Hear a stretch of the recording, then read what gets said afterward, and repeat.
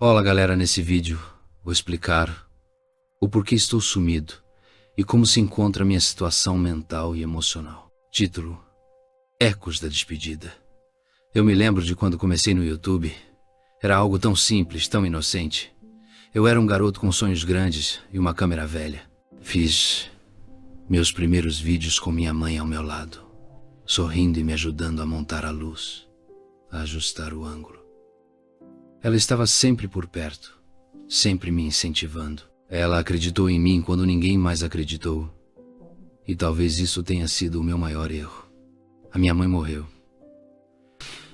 Não foi um acidente, nem uma tragédia grande e iminente. Ela só foi embora, de uma hora para outra, como se o mundo tivesse dado uma volta sem me avisar. Ela era tudo que eu tinha, minha maior fã. A única pessoa que no fundo sempre acreditou em mim. Quando ela se foi, eu não soube o que fazer. Como alguém pode seguir em frente quando a razão para continuar se vai? Conteúdo, de ser engraçado, de ser algo para os outros, crescia a cada dia. Eu tentei manter a fachada. Como alguém que sempre foi tão visível pode de repente desaparecer no anonimato? Eu não sabia mais quem eu era. O canal, que começou com tanto amor e simplicidade, agora se tornou um fardo. Eu passei meses tentando manter a minha persona, a imagem que eu construí. As visualizações obtidas foram adicionadas, os seguidores a se retirarem. Eu senti uma pressão incessante para ser algo que já não era, algo que estava tão distante de mim que me sentia um impostor, um ator em um palco que não. O vazio não era só dentro de mim, era também nas coisas que eu fazia. Cada vídeo se tornou mais mecânico, mais artificial. O que antes era diversão agora era uma tarefa. Como se eu estivesse cumprindo uma obrigação que ninguém havia me imposto, mas que eu mesmo criei. As interações nos comentários se tornaram cada vez mais rasas. O amor que eu senti por aquilo estava morrendo. E então, com o peso de tudo isso, veio o casamento. As memórias do meu casamento, as boas e as ruins, vêm me assombrando. Não importa quanto tempo tenha passado. Elas se agarram a mim como se não houvesse espaço para respirar. Como se fossem um eco constante, ressoando no fundo da minha mente. Eu ainda me lembro do primeiro dia em que nos conhecemos, da maneira como ela sorria quando falava do futuro. Como se fosse uma promessa irrompendo em sua voz. Eu acreditava, de coração, que aquele sorriso era sincero. Que as palavras dela eram uma verdade inquestionável.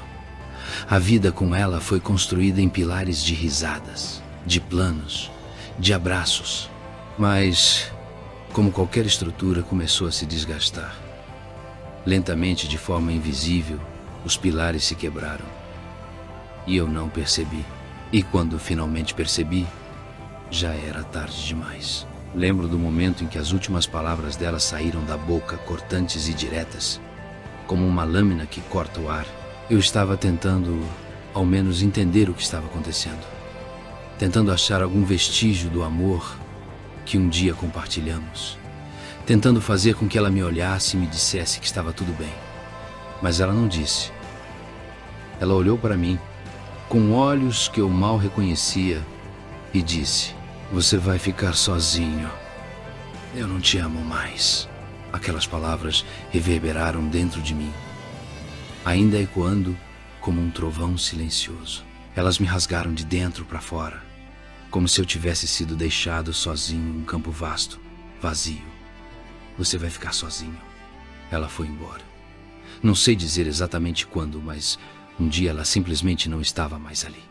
O vazio da casa, que já era grande demais, ficou ainda maior. Agora, além da falta da minha mãe, sinto a falta daquilo que poderia ter sido uma segunda chance, um recomeço. Mas já não havia mais forças para começar de novo. Hoje, quando acordo, o primeiro pensamento que passa pela minha cabeça é: por que ainda estou aqui? Eu não vejo mais sentido. O mundo parece girar em um ritmo que não consigo acompanhar. Foi quando tudo começou a desmoronar. Eu me afastei tanto. Me afundei tanto na minha própria culpa e no alcoolismo que nada mais parecia importar. Não só perdi minha mãe, perdi também o que poderia ter sido o único vínculo real que ainda restava na minha vida. Abandonei o canal. A máscara que eu usava para criar uma conexão com os outros, para esconder a dor que eu não sabia como lidar, foi tirada, sem cerimônia, de forma fria. Eu me afastei de tudo. Bebidas, desespero, noites em claro. E cada vez mais a sensação de que eu não valia mais a pena. Cheguei ao ponto de tentar desaparecer, algumas vezes. Só que o corpo nunca segue o desejo da mente, não é? Ele sempre te mantém aqui, preso numa realidade que você não quer enfrentar. Eu tentava de alguma forma procurar um propósito. Tentava novos relacionamentos. Primeiro com alguém casual, depois com Júlia. Ela apareceu depois de meses de solidão. E por um momento eu até pensei que podia ser feliz novamente. Ela me fez acreditar que a vida poderia ter um novo sentido. Mas eu sabia, lá no fundo, que eu estava quebrado demais para conseguir ser o homem que ela merecia. Eu tinha tantas camadas de dor que eu me sentia sujo demais para deixá-la se aproximar. E, claro, ela percebeu. Ela foi embora. E a dor que eu já carregava foi amplificada.